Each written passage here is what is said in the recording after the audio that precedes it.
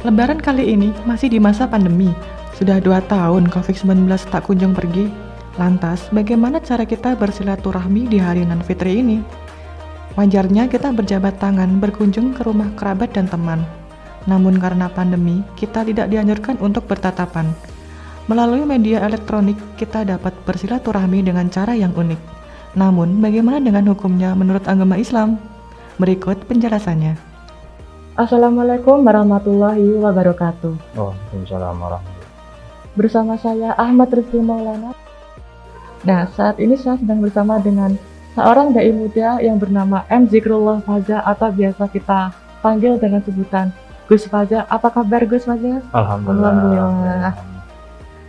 Nah, sebelumnya saya akan membacakan sedikit profil singkat dari narasumber kita dengan nama M. Zikrullah Faza.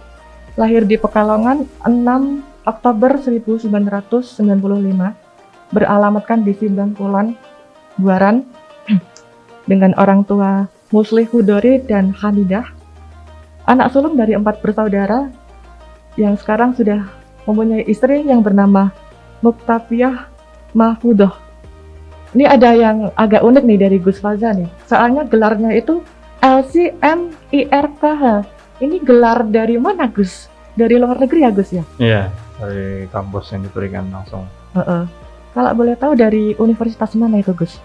Dulu LC itu dari Al-Ahqaf ya. Dulu saya di Yaman S1, ngambil jurusan yang sama agama selama 5 tahun ya, karena memang semester di sana itu 10 semester. Jadi di Al-Ahqaf dari sana mendapat gelar LC. Itu yang diberikan sih ya. Kalau saya terserah ya.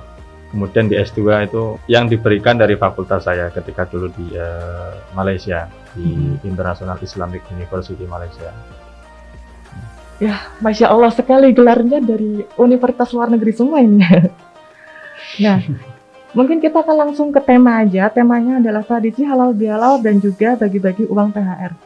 Nah, ngomong-ngomong perihal dari pemerintah dilarang mudik ya Gus ya? Oh ya. Dilarang mudik, kemudian ini halal bihalal pun akan diadakan secara online. Nah, menurut pandangan dari agama sendiri nih, halal bihalal online itu hukumnya gimana Gus?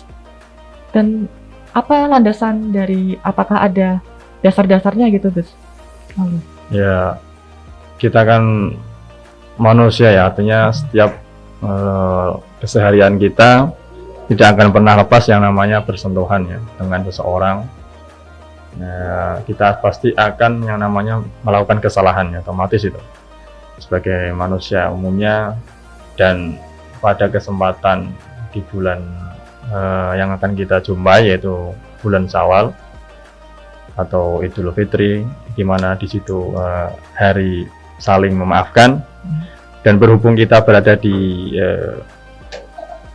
masa yaitu pandemi sehingga mungkin dilarang untuk pulang kampung bertemu dengan keluarga ataupun bertemu dengan sanak saudara, otomatis yang bisa kita lakukan adalah menyambung tersebut dengan semaksimal mungkin atau sebisa mungkin kita.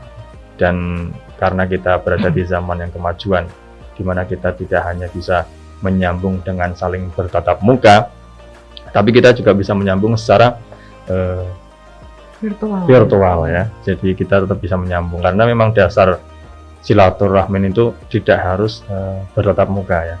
Jadi pernah dikatakan di kitab Tamyiul Ghafilin itu di situ dikatakan bahwasanya seseorang yang punya kerabat, kemudian jika kerabat itu ada, artinya bisa disapa, bisa ke rumahnya, bisa ketemu, bisa berjumpa, maka kewajiban bagi orang tersebut yaitu menziarahi dan memberi hadiah ya.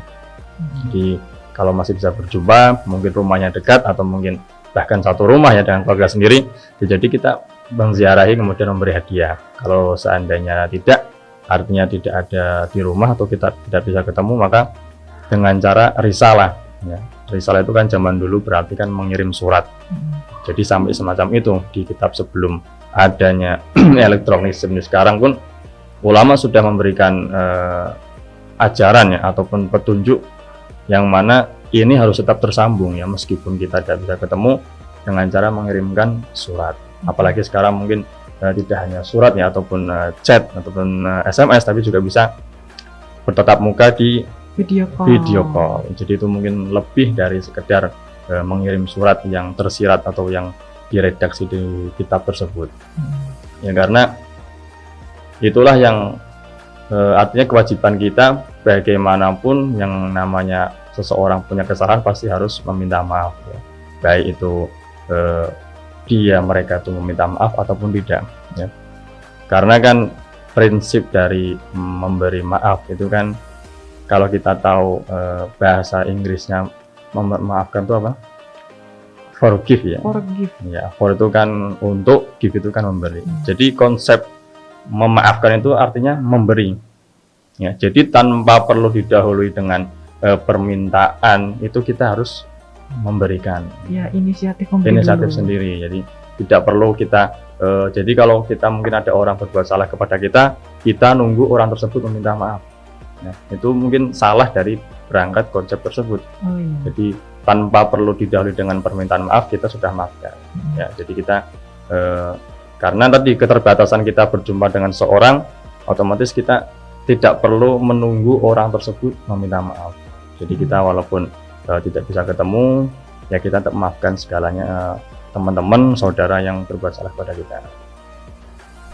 Mungkin ini lebih ke kayak belajar untuk legowo ya Gus ya. Nah ya, Legowo dengan adanya pandemi ini pasti ada sisi positifnya yang dapat kita ambil seperti yang tadi Gus Faza sampaikan.